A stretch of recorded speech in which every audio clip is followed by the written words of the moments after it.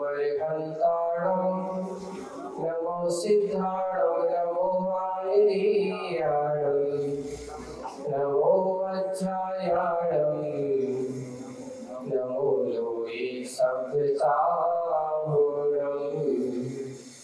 बोलो शासन भगवान महावीर स्वामी की। मूलगण देवादिदेव 1008 से चंद्रप्रभ भगवान की। परम पूज्य आचार्य गुरुवर श्री विद्यासागर जी महाराज की। अहिंसा परमो धर्म की।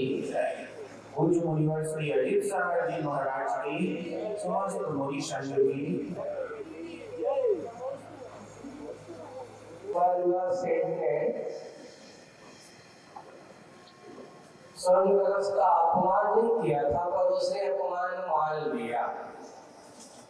देखिए कभी कभी क्या होता है, अपमान किया नहीं जाता है, लोग अपमान मान लेते हैं। जैसे कि स्वर्ण कलश ने कैसा अपने आप को मान लिया कि मेरी उपेक्षा हो रही है, मिट्टी के कलश का सम्मान हो रहा है, ऐसा हो सकता। तो यहाँ पर जो बात माटी की बात कही जा रही है, ऐसा देख करके सेठ ने उसे संबोधन के रूप में अब नया कुछ चिंतन दे रहा है, और चिंतन के रूप में कुछ बातें सामने आ रही है। पेज नंबर 359 निकालेंगे एकदम साथ। हे भगवान, समझना चाहता हूँ कि हे भगवान, समझना चाहता हूँ कि आंखों की रचना ऐसे कौन से परमाणु से हुई है। आदमी की जो देख करके थोड़ा सा बुरा मान लेता है और थोड़े में खुश हो जाता है। तो यहाँ वो चिंतन की धारा में अपने आप को सिर्फ डूब जाते हैं और डूब करके ये सोचते हैं कि ये भगवान, समझ में चाहता हूँ कि आंखों की रचना वो है ऐसे कौन से परमाणु से हुई है। जब आँख आती है तो दुख देती है। आंखें जब आती है आई ट्यूब में जब आता है, जब आंखें आती हैं तो दुख देती हैं, तो जब आंखें जाती हैं तो दुख देती हैं। कहाँ तक और कब तक कहूँ, जब ये आंखें लगती हैं तो दुख देती है। जैसे कि किसी के बारे में ज्यादा राग रंग में आंखें लग जाए और उसके अनुकूलता हो जाए तो आदमी को क्या होगा, पीड़ा होती है। ये आदमी कितना सोचा था कि हमारे लिए अच्छा करेगा, ये हमारा मित्र होगा, ये हमारे लिए देसी होगा, तो वहां पे आंखें लगने का अर्थ क्या, किसी से अपेक्षा करके सोचना, अपेक्षा भरी दृष्टि से देखना। क्या जब आंखें लगती हैं तो दुख देती हैं। आंखों में सुख है कहाँ? प्रश्नवाचक है। ये आंखों में कहीं सुख, ये आंखें दुख की खनी है, सुख की हानि है। यही कारण है इन आंखों पर विश्वास नहीं रखते संत, संयत, साधु, जन। ज्यादा भरोसा मत करो, क्योंकि इनको देखोगे और इनके देखने में लगोगे नियम से भटकाव होगा। क्योंकि ये जो दस है कभी तो विकृति के कारक हो ही नहीं सकते। अंदर ही वेदना है और ज्यादा आपके अंदर उत्पन्न करने वाले होंगे, ऐसी वेदनाओं को करने वाला है। इसलिए संत, साधु, संयत, जन इन पर आंखों पर क्या नहीं रखते, विश्वास नहीं रखते और सदा सर्वदा शरणों लगते विनीत दृष्टि हो चलते हैं। हमेशा आंखों के नीचे दृष्टि में चरणों में लगा करके रखते हैं और विनीत भाव के साथ, विनम्र भाव के साथ, क्योंकि जिसकी आंखों में विनम्रता होती है उसकी दृष्टि हमेशा नम्र दृष्टि होती है, और जिनकी आंखों में विनम्रता नहीं होती उनकी दृष्टि कैसे होती है? ऊर्ध्वमुखी, ऊपर की ओर। अहंकार वाली दृष्टि ऊपर होती है और विनम्र वाली दृष्टि नम्र होती है, नीचे होती है। इसलिए सदा सर्वथा चरणों को लगते विनीत दृष्टि हो चलते हैं। और वे साधु संत ये आपस नीति से चलते, कहीं किसी की जीत को कोई इधर उधर नहीं देखा करते। इसलिए वे आंखों का उपयोग तो करते हैं, आंखों पर भरोसा तो करते हैं, पर देख करके कहाँ चलते हैं? नीचे, इधर उधर नहीं, इधर उधर बाहर की ओर ताक नहीं करते। धन्य है, इसलिए उनको क्या कहा जा? धन्य है। फिर भी खेत की बात यह है कि आंखें ऊपर होती हैं और चरण नीचे होते हैं। आंखें ऊपर होती हैं और चरण कहाँ होते? नीचे होते। ऊपर वालों को शरण लेना ही समुचित है, श्रेयस्कर है। आंखों वालों को इन चरणों की श्रेय शरण लेना ही उनको समुचित है, उचित है और श्रेयस्कर है। ऐसी धारणा ज्ञानवश बनाकर पूज्य बनने की भावना लेकर आंखों की शरण में कुछ रद्द कर चले जाते हैं। अब आप यहाँ आंखों की विचित्रता दिखाई दे रही है कि जो ऐसा करके अज्ञानता के कारण से, इसी अज्ञानतावश और ये ज्ञान क्या हो कि थोड़ा प्रमाद के कारण से हमने ज्यादा ध्यान नहीं दिया, पूज्य बनने की भावना से। देखो चरणों में अगर पकड़ोगे तो पूज्यता आएगी, आंखों को पकड़ोगे तो पूज्यता आने वाली नहीं है।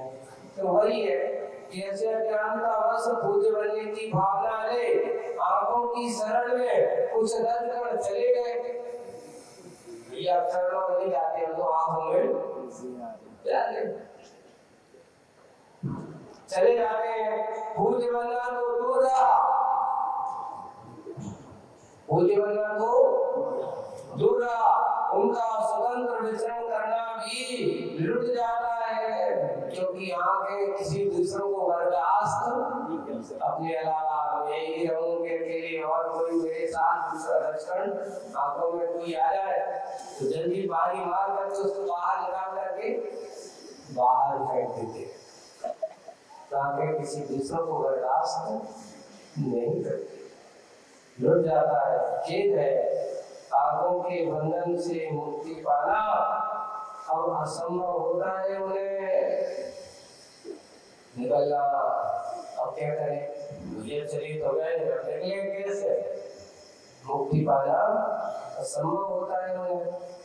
भीतर ही भीतर आंखों से संघर्ष करते हैं, अपने अस्तित्व को खो देते हैं और घृणास्पद दुर्गंध विभत्स कीड़ा का रूप धारण करके धूप बनकर बाहर आते हैं। कीड़ा है ना, कीचड़ तो आके इन्फेक्शन जाता है, कोई सुबह कचरा हो जाए, कोई चला जाए तो आपकी आंखों में ऐसे दिन भर कुछ ना कुछ जाकर के बैठते, तो सुबह देखते हैं तो क्या बन के निकलते हैं?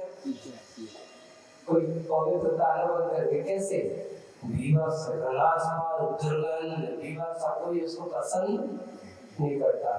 कीड़ा का रूप अपने इसको कीचड़ कहते हैं, कीड़ के रूप में उसको आचार्य ने उसको शब्द दिया है कीड़। कीड़ के रूप धारण करके विद्रूप बन बाहर आते हैं।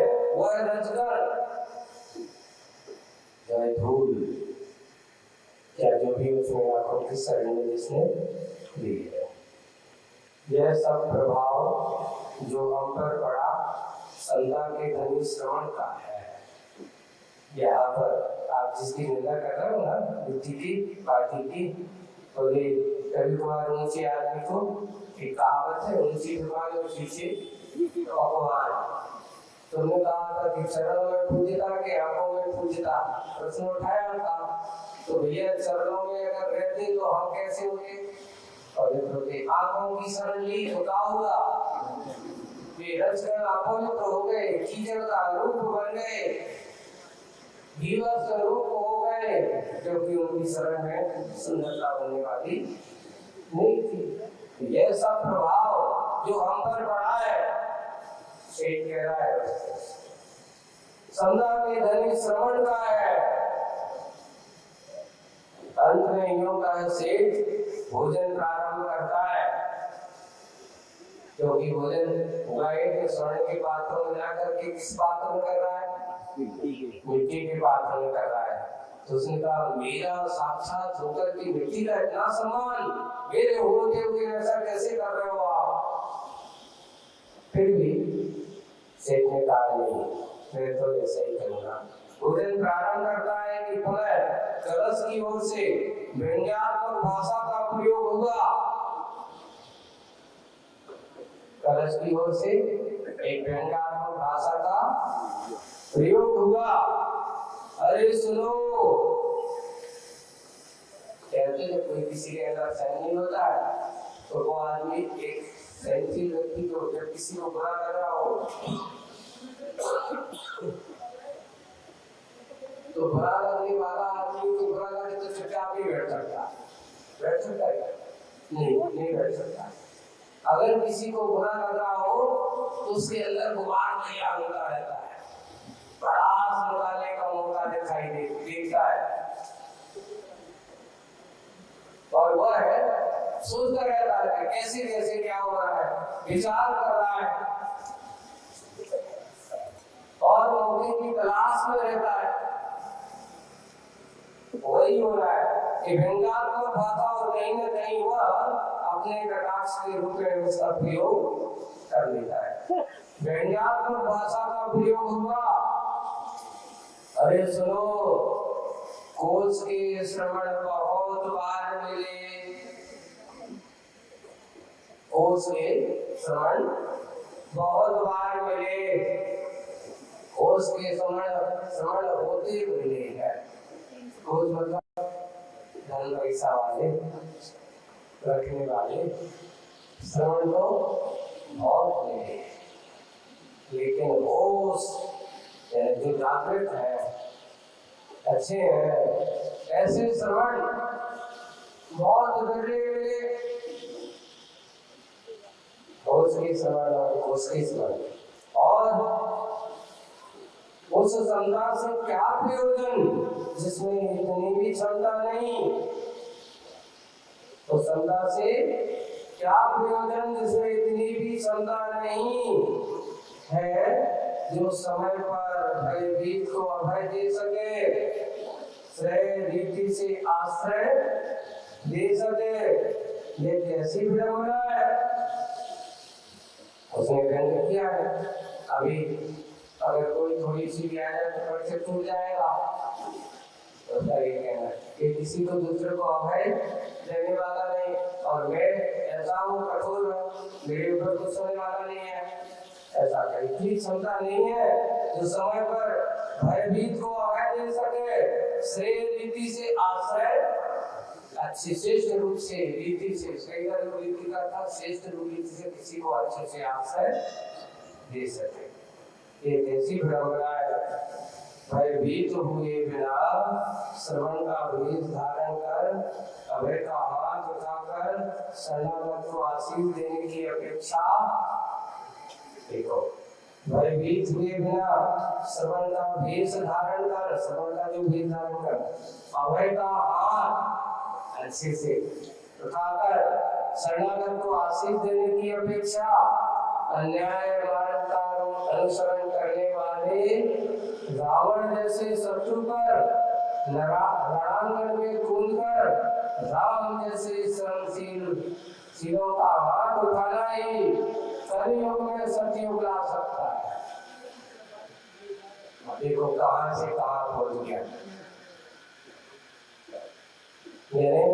अपनी बात को ये कहना चाहता है कि तुम यहाँ जो कह रहे हो कि संता रख करके समझ जैसे बन करके नहीं, मुझसे अन्याय मार्ग का कोई अनुसरण कर रहा हो तो रावण जैसे शत्रुओं को रण में ढूंढकर राम जैसे संचियों के हाथ उठाना ही कलयुग में सतयुग ला सकता है, और धरती पर यहीं पर स्वर्ग को उतार सकता है। यानी प्रसाद सीधी बनो, यही है संजीवनी बनो, क्या वो कहना चाह रहा है। आगे स्वयं करें सुश्रवण जो मेहनत करने वाला है। अब आपको श्रम एक दो प्रकार के, एक बाहरी श्रम और एक आंतरिक श्रम। श्रवण का श्रम कौन सा होता है? तो मन कृत जो तरह तरह की विचित्रताएं, तरह तरह की राग, तरह तरह की कसायों की जो प्रवृत्तियां हैं, उसको रोकने का श्रम जिसके पास होता है उसका नाम श्रवण है। बाहर का श्रम कम, भीतर का श्रम ज्यादा।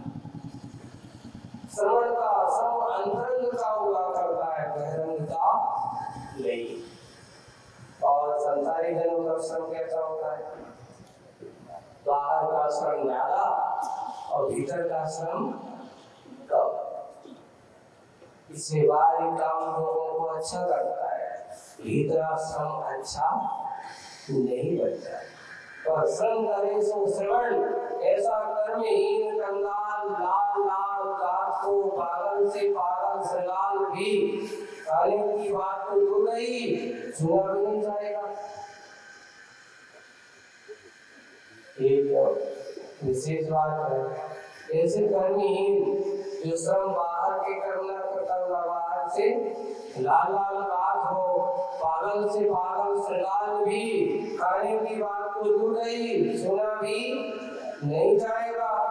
जिस पर भी अभी कलश का उबाल शांत नहीं हुआ, कटाक्ष कर रहा है।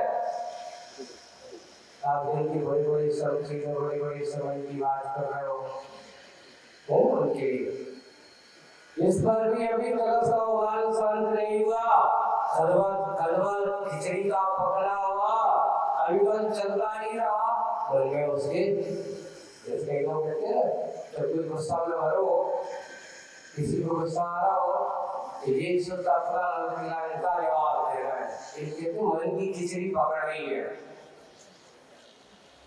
बाहर की खिचड़ी नहीं, मन में कहाँ खिचड़ी पकड़ रही है ऐसा पूछते हैं। कहाँ चल रहा है? बहुत कुछ चल रहा है। बाहर की खिचड़ी से ज्यादा खतरनाक होती है मन की खिचड़ी।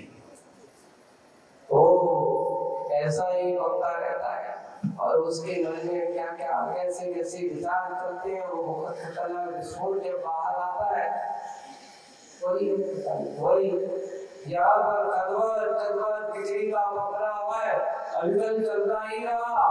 और संत के नाम पर और आक्रोश कौन कहता है कि आगा संत में संता जी, जिनको तुमने अच्छे पढ़ाई किया है, बुलाए हैं, उनके पास संता पक्षपात की मूर्ति और संता का प्रदर्शन भी 10% नहीं रहा। संता दर्शन तो दूर, जिनकी दृष्टि में अभी उच्च नीच भेदभाव है। देखो साधु संतों के लिए भी एक कटाक्ष जैसी है। एक मुखवाटी में तारीफ नहीं, तारीफ में कहा जा रहा है कि संत बनकर के जो व्यक्ति अभी भी भेदभाव उच्च नीच के भाव रखता हो, समझ लेना वह अभी सही संत का स्वरूप नहीं।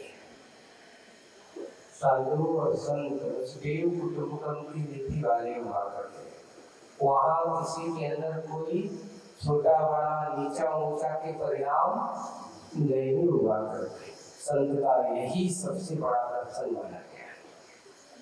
अगर कोई ऐसे संत हैं जिनके मन में पक्षपात के भाव है, एक कलश के मार्ग पर भलाई गुस्से के माध्यम से कहा जा रहा है, पर वस्तु स्थिति है कि कलश का आक्रोश ऐसा हो सकता है कि अगर कोई ऐसे साधु संत है और कोई इस प्रकार के पक्षपात की प्रगति में ढले हैं और राग द्वेष आदि दूसरे समता भाव से दूर है, जिनकी दृष्टि में उच्च नीच भेदभाव है और स्वर्ण और माटी का पात्र एक नहीं, अभी समता का धनी नहीं हो सकता।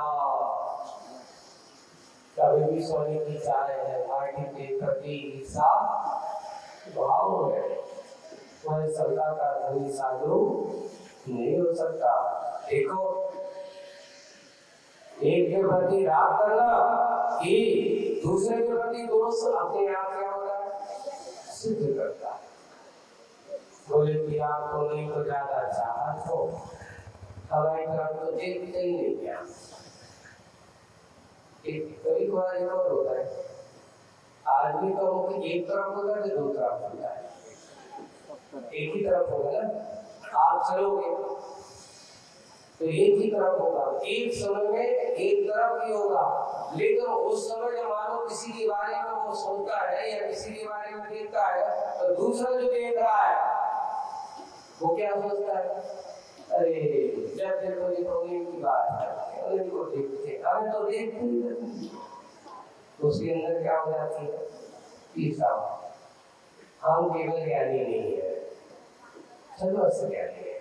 तो सर्वस्व ज्ञानी एक साथ में दो साथ सबको संभाले, ऐसा कोई संभव नहीं हो सकता। पर उसके मन में ऐसा विचार आ जाता है, विचार ऐसे हो सकते हैं, वही है कि एक के प्रति राग करना ही दूसरे के प्रति दोष सिद्ध करता है।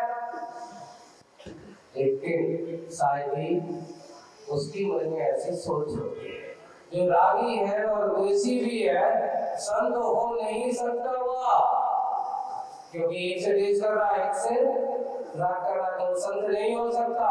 और वह नामधारी संत की उपासना से संसार का अंत हो नहीं सकता। सही संत का उपवास और होगा, ये वचन कटु है पर सत्य है, संत का स्वागत है।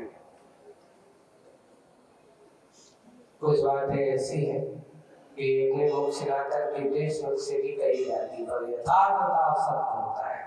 अगर साधु संतों के पास इस प्रकार की प्रगतियां हैं तो वह कभी भी अपने सत्य को स्वीकार कर ही नहीं सकता।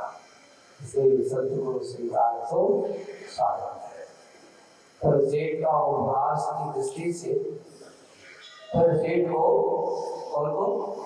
उपवास की दृष्टि से देखता हुआ कलश कहता है कि क्या कहता है, गृहस्थ अवस्था में नामधारी संत यह अकाल में पला हुआ हो, अभाव से घिरा हुआ हो, तो भला कैसे हो सकता है बहुमूल्य वस्तु का भोक्ता। क्योंकि गुस्सा तो है कि देखो ये मुझे क्यों नहीं उपयोग करता है, माटी के कलश में क्या उपयोग करता है। तो सेठ का उपवास रात में गृहस्थ अवस्था में नामधारी संत या अकाल में पड़ा हुआ हो, अभाव से घिरा हुआ हो, फिर भला कैसे हो सकता है बहुमूल्य वस्तुओं का भोक्ता। तभी तो दरिद्र नारायण सम स्वर्ण पात्र की उपेक्षा कर माटी का स्वागत किया। एक आदर्शी सुनाते थे कि दरिद्र नारायण का क्या होता है, अपने यहाँ नहीं है। एक सनातन धर्म में या हिंदू लोगों को वहाँ पर एक व्रत होता है, दरिद्र नारायण व्रत। समझे, बड़े बड़े करोड़पति भी जब ऐसे भी कुछ करते हैं, आप लोगों ने देखा होगा यहाँ पर करते हैं, अपने पास कुछ भी पैसा नहीं रखते, अपने पास कुछ भी सुविधा नहीं रखते, जाते हैं वो कुछ यात्रा कर रहे, पद यात्रा करते हैं, जहाँ जाते हैं उन्हें भिक्षा मांगी, भोजन किया, आगे बढ़ गए। इसको कहते हैं दरिद्र नारायण। उनको ऐसे उनके यहाँ ऐसे करता कि एक बार बिल्कुल साधे गृहस्थ होकर के वे लोग किसी प्रकार का अपने पास कुछ भी पैसा नहीं रखते, कुछ भी किसी प्रकार के साधु संत जैसे गृहस्थ में रहकर के ऐसे व्रतों का पालन करेंगे। दरिद्र नारायण सम, एक नारायण घरों में श्रेष्ठ उसका नाम नारायण था। ऐसे दरिद्र नारायण सम स्वर्ण पात्र की उपेक्षा कर। क्यों? क्योंकि जो दरिद्र नारायण नहीं होते उनके पास स्वर्ण पात्र थोड़ी होती।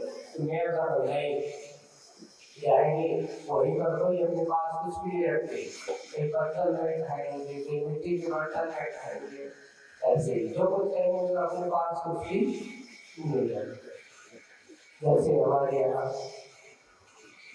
साधु संतों के लिए भी कहा, त्यागी बुद्धियों के लिए भी कहा, कुछ भी अपने साथ सामग्री साधन रखने की जरूरत नहीं है। यहाँ पर उस कलश का स्वर्ण कलश का आक्रोश भरा संवाद के माध्यम से सेठ का क्या क्या वो बढ़ाया गया, उपहास बढ़ाया गया। आगे स्वर्ण कलश की कटुता से कलुषित हुए बिना माटी के कुंड में भरे पायस ने पात्र दान से पाप यश,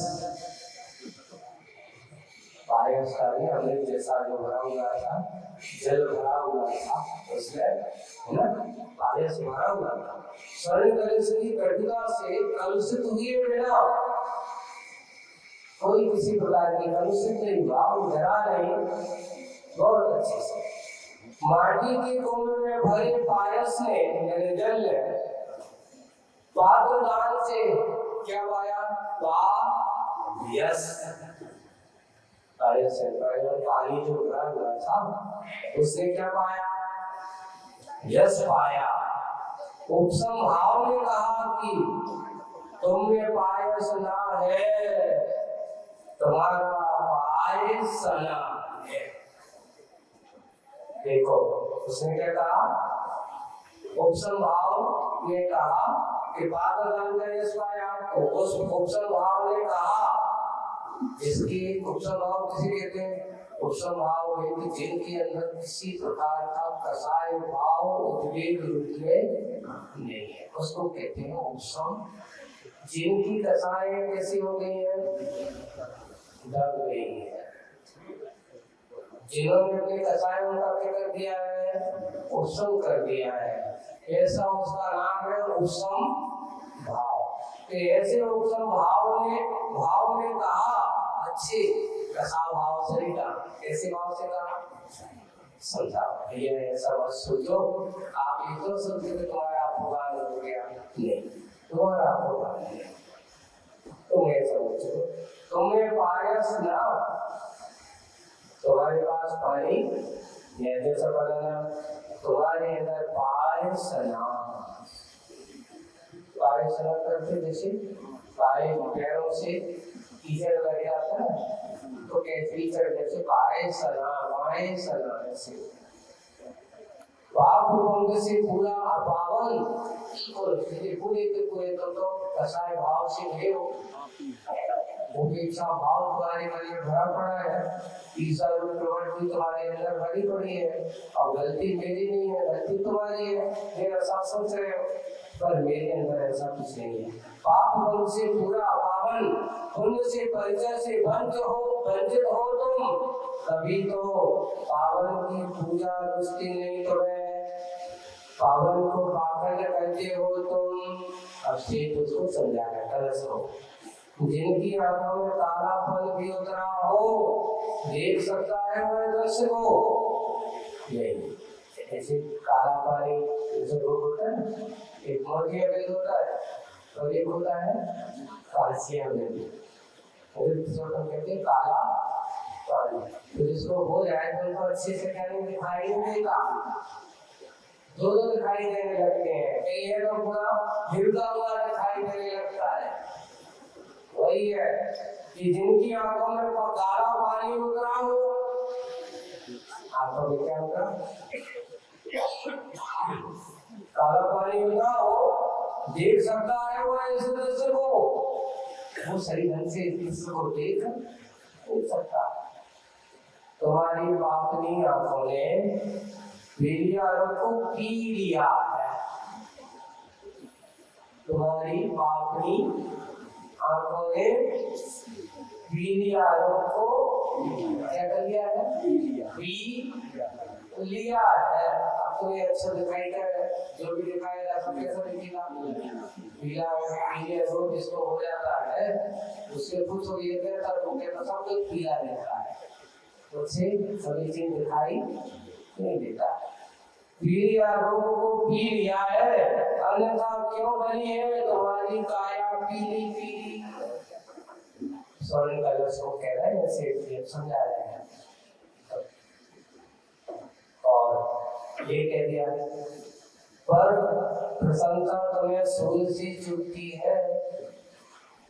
आपको दूसरों की प्रशंसा सुहाती नहीं।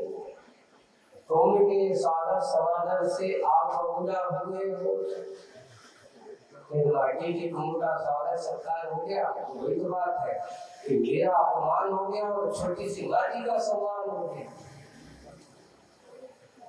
ऐसे कैसे हो सकता है? बड़े लोगों को आज के समय में यही संगतियां है कि छोटे को सम्मान हो जाना, उसके सम्मान का उन्हें कष्ट नहीं है। सम्मान इस कष्ट है कि मेरा क्यों नहीं, उसका क्यों? अहंकार ऐसा ही है। इतने बड़े हैं, इतने जन्म से, और वही अभी बन करके तैयार हुआ, और हम कितने दिनों से कितने काम करके बन करके कोट पेट करके बने। ये ने तो अभी बना और इतना बड़ा यश मिल गया उसको। बात प्रधान जहाँ देखो सेठ जी वही की प्रशंसा कर रहे हैं, मेरा तो क्या हो गया? तो बड़ प्रशंसा तुम्हें सुन सी चुकी है। तुम के सागर समाधन से आप अधूरा हुए हो, जो भीतर होगा वही तो बाहर आएगा। सही है नहीं? कई लोग आते हैं हम कौन चाहता तो कह रहे हैं मालूम के दर्शन पर आई नहीं है, लेकिन हम क्या करें? सबों को नहीं जा क्या तो देते के नाच की कह रहे हैं हम तो। भीतर की बात है, लेकिन ऊपर ऊपर से के करके हम बुराई नहीं कर रहे हैं, कर रहे हैं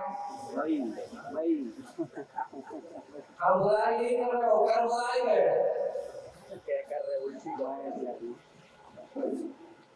नहीं बताएंगे तो अच्छा नहीं लगे, बता दो चीजें।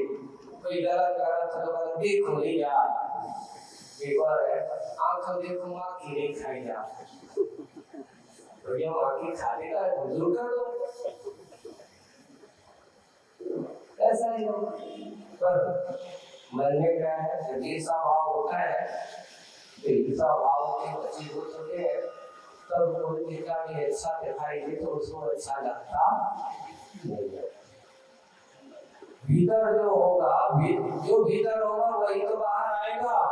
स्वयं मठा महेरी पीकर औरों को खीर भोजन कराते समय डकार आएगी तो खट्टी ही, स्वयं तो खाई है महेरी और दूसरों को क्या दे रहे हैं? तो तुम्हारे दूसरों को परसोगे, अब तुमसे पूछोगे क्या बनाई तुम्हें कैसी लगी, बोलेगी तो बेटा खाओ, बोलेगी महेरी। डकार खाई की आएगी, खीर की नहीं आएगी, डकार खाई की आएगी महेरी की। वही है स्वयं मठा महेरी पीकर औरों को क्षीर भोजन कराते समय डकार आएगी तो खट्टी, ये मीठी आने वाली नहीं है। तुम स्वर्ण हो, उभरते घट हो, घट से हो, गरम बहुत जल्दी हो जाए, आग बबूला बहुत जल्दी हो जाए। माटी स्वर्ण नहीं है, माटी स्वर्ण नहीं है, पर विशेष बात, स्वर्ण को उगलती अवस्था है। सोना बनता कहाँ से? बोले कि माटी में ही सोने का जन्म होता है। माटी स्वर्ण नहीं है, पर स्वर्ण को उगलती अवश्य है। तो माटी के उगा लो, से करे तो क्या हो? माटी के उगा लेने से उगले हो। आज तक ना सुना न देखा न ही पढ़ा कि स्वर्ण में बोया गया बीज अंकुरित होकर फूला फला लहलहा हो, पौधा बनकर। कोई सोने में कोई बीज बोया तो सब आज तक नहीं हुआ, लेकिन जिसमें तुम बोए हो उसमें जरूर लहलहा है। आज तक ना कभी भी कोई बोए को अगर सोने की भूमि में डालो, सोने में पड़े तो सोने में रखोगे, कभी अंकुरित तो नहीं हो सकता। हाँ बिल्कुल, पौधा कभी नहीं बन सकता, फूल फल से कभी लहरा नहीं सकता। आगे उसको थोड़ा सा बुद्धि ठिकाने लगाया चाहिए। स्वर्ण कलश, ये स्वर्ण कलश दुखी दरिद्र जीवन को देखकर जो द्रवित होता है वही द्रव्य अनमोल माना जाता है, वही द्रव्य अनमोल माना है। दया से दरिद्र द्रव्य किस काम का? दया से जो दरिद्र हो गया हो ऐसा द्रव्य कोई काम का नहीं है। माटी स्वयं भीगती है दया से, गीली हो जाती है, जब किसी को देखती आदर हो जाती है, नमी हो जाती है, और औरों को भी भिगोती है, दूसरों को भी उसमें भिगोती है। माटी में बोया गया बीज समुचित अनिल सलिल भाव, अनिल यानी हवा, सलिल यानी पानी, दोनों पा करके पोषण तत्व से पुष्ट पूरे सहस्र गुण हो फलता है। 1000 गुना। अभी हम देख करके कैसे सहस्र गुण कैसे बनाएंगे? राई का एक दाना, उसमें पूछा एक दाने से कितने दाने तैयार हो जाते हैं? 1000। इस संख्या एक पेड़ यहाँ तो नहीं होते हैं। अभी हम लोग मरेना साइड जहाँ तो सरसों एक पेड़ में लगे हैं, तो एक पेड़ से अंकुरित होगा, एक पेड़ में एक दाने में डला जमीन पर, और एक पेड़ एक दाना कितने दाने तैयार कर रहा है? सहस्र हजारों दाने तैयार करता है। राई का है और क्या करेगा, जैसे तिली है और भी बहुत सारी चीजें छोटे छोटे बीज वाले। और गेहूं में तो ज्यादा से ज्यादा कितने गुना हो सकता है? 50 गुना तक हो जाता है, 20 गुना भी हो जाता है, तो 30 गुना हो जाता है। उससे बड़ा तो ये भी है, वृक्ष है, सौंफ है, अजवाइन है, ये ऐसे बहुत सारे हैं। ये तो यहाँ हम कहेंगे कि ये जो द्रवित होता है वह द्रव्य अनमोल होता है। दया से द्रव्य इस काम का? माटी स्वयं भीगती है दया से, औरों को भी भिगाती है। माटी में बोया गया बीज समुचित अनिल शरीर का पोषक तत्व से पुष्ट पूरित सहस्र हो फलता है, 1000 गुना फलता है। माटी के स्वभाव धर्म है अल्पकाल के लिए अत्यंत अंतर आना भी विश्वास के श्वास का विश्वास ही समर्थ होता है। अब आप कहोगे तो माटी को के स्वभाव का धर्म है अल्पकाल के लिए अत्यंत अल्प अंतर आना, थोड़ा सा भी अंतर आना। विश्वास के श्वास पर क्या करना? विश्वास ही समाप्त, यानी विलय काल का आना है। भरोसा तो रखो, जिस पर तेरा जन्म हुआ है तुझे उस पर भरोसा नहीं है, जिसमें तू जन्मा है उस पर तुझे भरोसा नहीं है। एक बात और है कि ये स्वर्ण कलश अच्छे से संबोधन करते हुए, यथार्थ में तुम सवर्ण होते तो फिर भी सवर्ण होते, अच्छे अपने सवर्ण में जैसे जो होना चाहिए, स्वर्ण और सवर्ण। यथार्थ में तुम सवर्ण होते तो फिर हुआ दिनकर भी दुर्लभ दर्शन प्रतिदिन क्यों ना होता तुम्हें। जाकर के कहाँ पड़ा के हुआ है तिजोरी में दिखाई नहीं देता, अंधेरे में पड़े रहते हो। माटी रोज दिन करके दर्शन करता है, उससे कोई तिजोरी में रखता है नहीं रखता। वही कटाक्ष किया, तू सवर्ण होता तो फिर दिन करके दुर्लभ दर्शन प्रतिदिन क्यों नहीं होते तुम्हें। हो सकता है देवांगसम प्रकाश से भय लगता है तुम्हें, कोई दिन में देखकर डरते भैया के उठाने लग जाए। देवांग से होकर के प्रकाश से भय लगता है तुम्हें, इसलिए तो बहुत दूर भूगर्भ में गाड़े जाते हो। लोग ऐसे नहीं होता या तो तिजोरी में, नहीं तो बढ़ा के धर दो, कोई ले न जाए। गाड़ी जाते हो तुम, संभव है रसातल में रस आता है तुम्हें, ऊपर है तुम्हें। तुम्हारी संगति करने वाला प्रायः दुर्गति का पथ पकड़ता है। सोने चांदी की संगति पकड़ने रहने वाला दुर्गति का पथ पकड़ता है। यह करना संगत नहीं, तुम्हें देखने मात्र से बंधन से साक्षात्कार होता है। बंधनबद्ध बंधक भी हो तुम, स्व और पर के लिए। सोने के लिए इतनी बड़ी बात कह दी, आप समझ में आई। स्वर्ण कलश हो, इतने तो दूसरों को क्या हो, बंधन हो, बद्ध हो और बंधक भी हो, तीनों एक साथ। परतंत्र जीवन की आधारशिला हो तुम, पूंजीवादी के अभेद्य दुर्गम क्या हो तुम, और अशांति के अंतहीन सिलसिला परंपरा चलाने वाले हो। हमारी सास कभी शांति को, अरे सोना रखो हो, रात में आराम से सो जाए।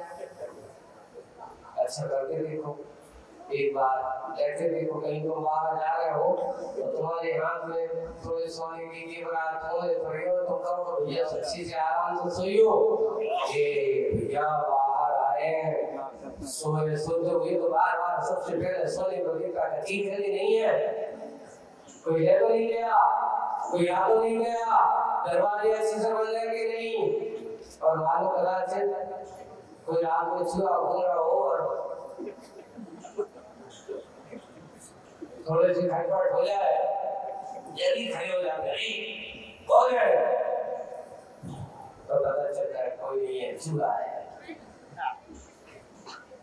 देखिए सोना, आदमी को सोना नहीं देता, सोने नहीं देता, वही दशा है कि तुम्हारे साथ स्वर्ण है, अशांति के अंतहीन सिलसिला। तुम्हारे साथ की शांति से रह जाए कभी संभव है, कभी नहीं रह सकता। माटी की कलश भरे तो उसके साथ आराम से रखो, माटी को कलश रखोगे और तो यहाँ कमरे में, और स्वर्ण से भरा हुआ पानी का कलश रखा हो, कलश में सोने को कलश में पानी रखोगे और एक माटी की कलश में पानी रखा है, और माटी की कलश में रखा हुआ पानी वो प्राणी को कभी भी अशांति पैदा कर ले जाएगा, ले जाएगा माटी को कलश में। लेकिन सोने को कलश भरो तो रात भर नींद का बार-बार देखा तो रखोगे नहीं रखोगे, कट्टर की लगी रहती है, जब भी आंखें खोलती तो सबसे पहले देखा कोई देखा रखो नहीं रखो। ये स्वर्ण कलश एक बार तुम मेरा कहना मानो, कृतज्ञ बनो। इस जीवन में माँ माटी को अमाप मान दो, कोई सीमा नहीं, अमाप मान दो। अमाप है जिसका कोई माप न हो, जिससे कोई माप न सके, ऐसा अमाप मान दो, ऐसा मान दो, सम्मान दो। और मात्र नाम लो। ये तेरी जनक है, यही तेरी माता है, यही तेरी सब कुछ है। इसलिए उसको क्या करो, अच्छे से सम्मान दो, उसको अच्छे से क्या करो, पूज्यता की दृष्टि से देख और उसको बार बार अच्छे से सम्मान देता होगा, भगवान को ऐसा करता होगा। ये आज मुखवाटी का ये प्रसंग सेठ के माध्यम से स्वर्ण कलश को, पहले स्वर्ण कलश के द्वारा सेठ को कटाक्ष, स्वर्ण कलश की सुन करके सेठ ने भी सोचा भैया इसको उत्तर देना जरूरी है।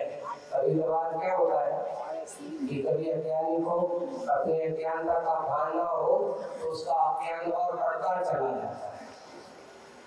कभी जब उसको अपने अज्ञानता का भान हो जाए तो उसकी अपनी गलती का भान भी उसको खो जाता है। इसलिए उसको गलती का भान कराना भी जरूरी है, उसको बताना भी जरूरी है। और ऐसा करते हुए मुखवाटी में आज यह एक कथन किया गया। आगे की बात हम आगे देखेंगे। कल तो सुबह के प्रवचन होंगे गोपालगंज में, कहाँ होंगे, गोपालगंज में। दोपहर में कार्यक्रम है और वहाँ पर कार्यक्रम के बाद फिर वापस यही आएंगे। 18 तारीख को मुखवाटी की क्लास यहीं लगेगी और करते करते पूरा, अब लोग कह रहे हैं कि भैया वो तो सबको मालूम है तो क्या है, और पूरा देखा जाए सागर में पूरा एक अयन बीत गया। पूरे 16 जून को आए थे हम लोग, तो आज कौन सी तारीख है, कितनी महीना हो गए, पूरे 6 महीना होगा। आधी साल पूरी सागर में बीत गई। एक साल में 40 साल कहाँ हो गए, आधी बाकी है कर। और तो लोगों की सालें तो कितनी कई साल बदलते चले जाते हैं।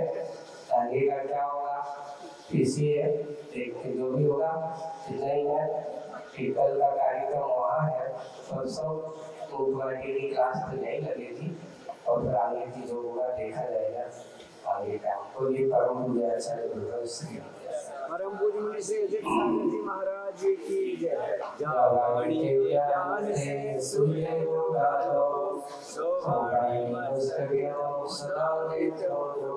हे वाणी वाणी तो बोल ले, जो तेरो सरनाए सो पावे सुख।